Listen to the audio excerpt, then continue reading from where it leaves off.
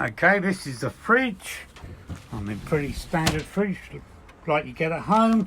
The only difference is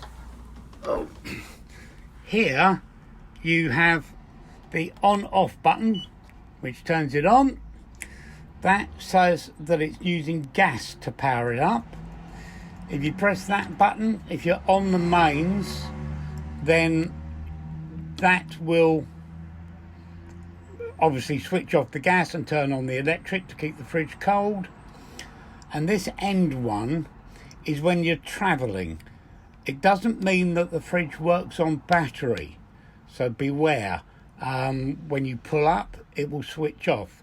It works off the engine, so while you're travelling it will keep your fridge cold, but when you're not travelling it doesn't do anything.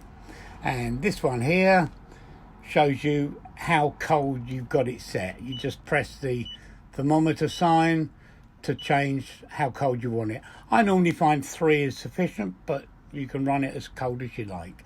And this one at the end comes up red when you've got a problem.